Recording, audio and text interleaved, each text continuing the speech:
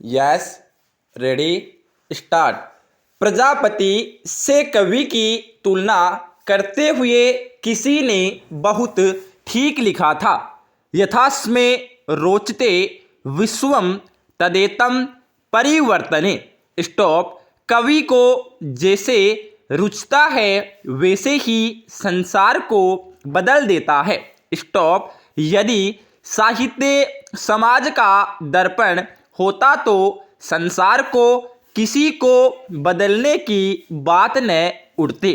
Stop. कवि का काम यथार्थ जीवन को प्रतिबिंबित करना ही होता तो वह प्रजापति का दर्जा न पाता। स्टॉप। वास्तव में प्रजापति ने जो समाज बनाया है उससे असंतुष्ट होकर नया समाज बनाना कविता का जन्मसिद्ध अधिकार है। स्टॉप। यूनानी विद्वानों के बारे में कहा जाता है कि वे कला जीवन को नकल समझते थे और अफलातून ने असार संसार को असल की नकल बताकर कला को नकल की नकल कहा था। स्टॉप।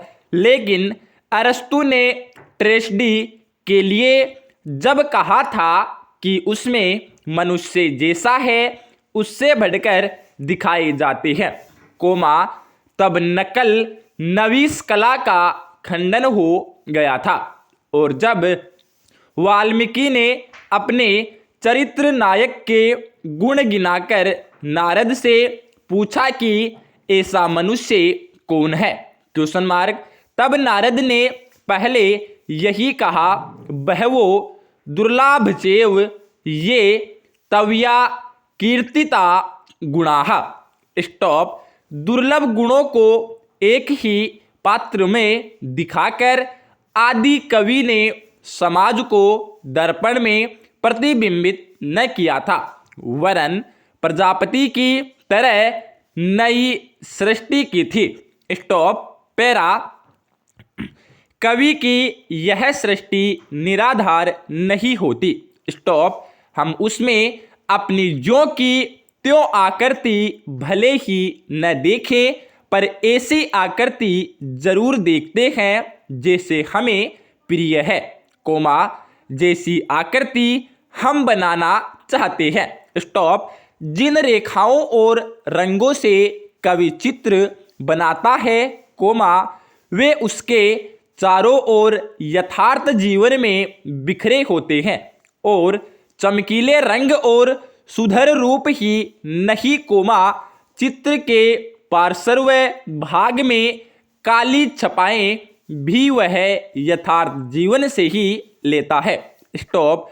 राम के साथ वह रावण का चित्र न खींचे तो गुणगान, वीर्यमान, कृतज्ञ, सत्यवाक्य, दृढ़व्रत, चरित्रवान, दयावान, विद्वान, समर्थन और प्रिय दर्शन नायक का चरित्र फीका हो जाए और वास्तव में उसके गुणों के प्रकाशित होने का अवसर ही न आए। स्टॉप। पैरा। कवि अपनी रुचि के अनुसार जब विश्व को परिवर्तित करता है तो यह भी बताता है कि विश्व से उसे असंतोष क्यों है, वह यह भी बताता है कि विश्व में उसे क्या रुचता है जिसे वह फलता फूलता देखना चाहता है। स्टॉप।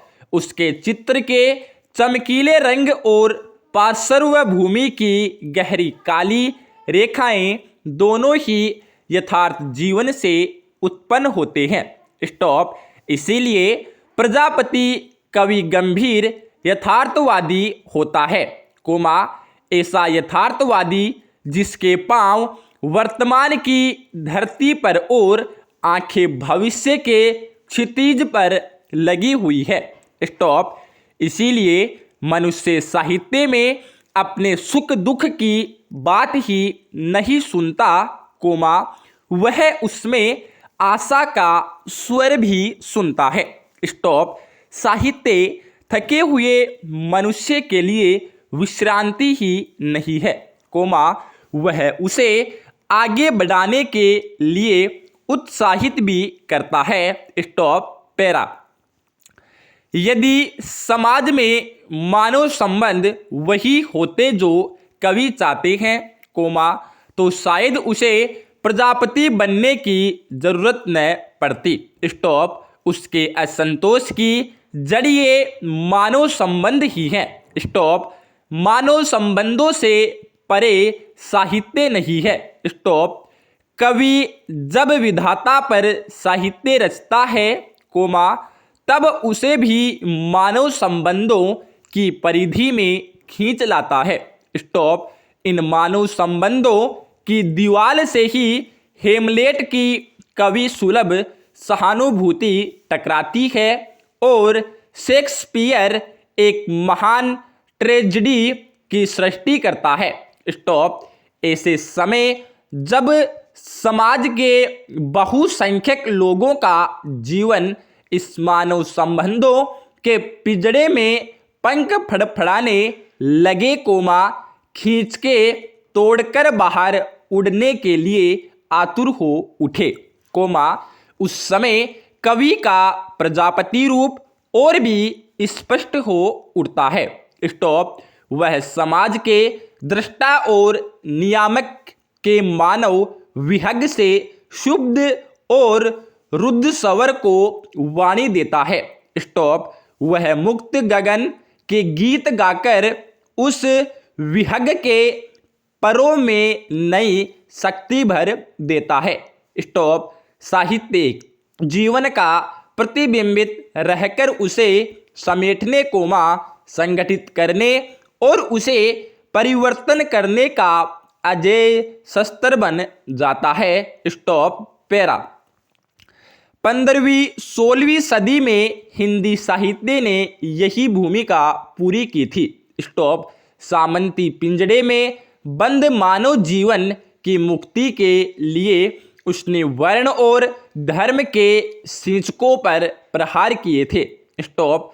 कश्मीरी लद्दख, comma Punjabi Nanak, comma Hindi Sur Tulsi, Mir Kabir, comma Bengali Chandidas, comma Tamil आदि आदि गायकों ने आगे पीछे समूचे भारत में उस जीर्ण मानव संबंधों के पिंजड़े को झकझोर दिया था।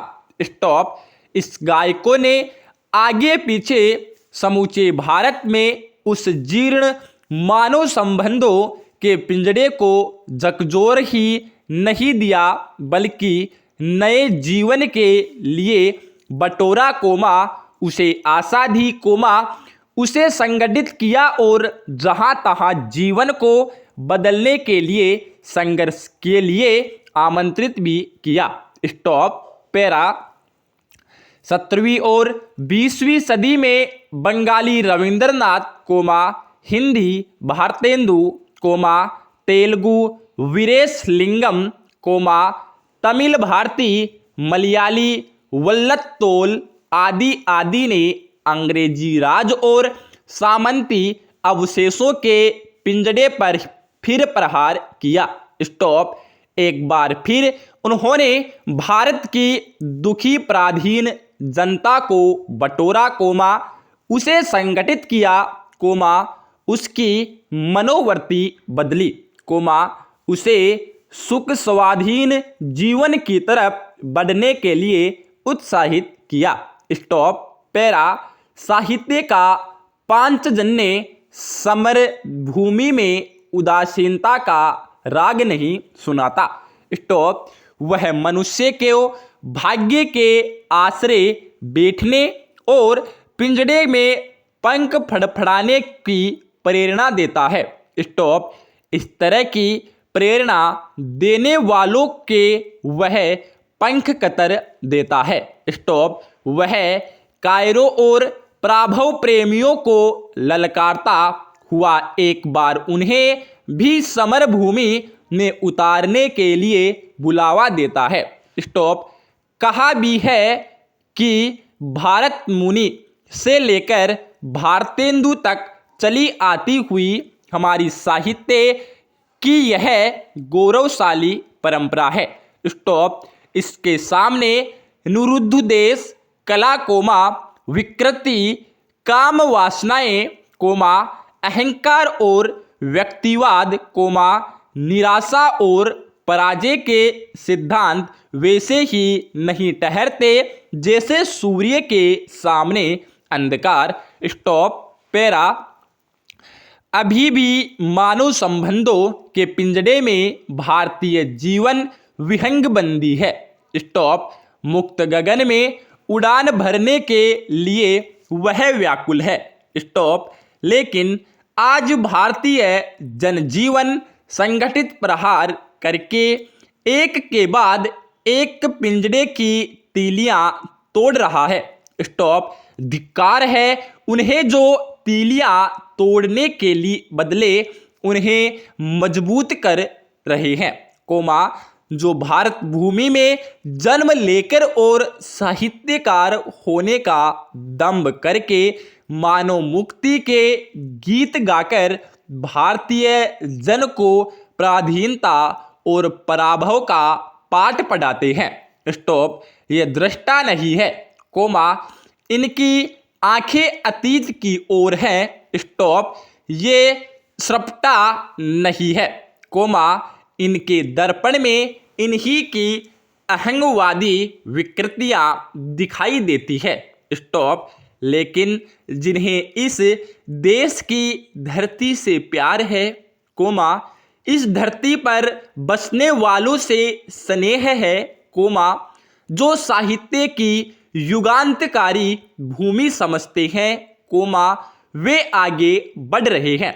स्टॉप। उनका साहित्य जनता का रोष और असंतोष प्रकट करता है, कोमा उसे आत्मविश्वास और दृढ़ता देता है, कोमा उनकी रुचि जनता की रुचि से मेल खाती है और कवि उसे बताता है कि इस विश्व को किसी दिशा में परिवर्तित करना है। स्टॉप। पैरा।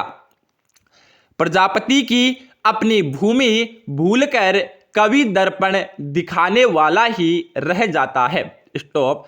वह ऐसा नकलची बन जाता है जिसकी अपनी कोई असलियत न हो। स्टॉप। कवि का व्यक्तित्व पूरे वेग से तभी निकलता है तब वह समर्थ रूप से परिवर्तन कर चाहने वाली जनता के आगे कवि पुरोहित की तरह बढ़ता है। स्टॉप। इसी परंपरा को अपनाने से हिंदी साहित्य उन्नत और समृद्ध होकर हमारे जातीय सम्मान की रक्षा करेगा। पूर्ण विराम। धन्यवाद।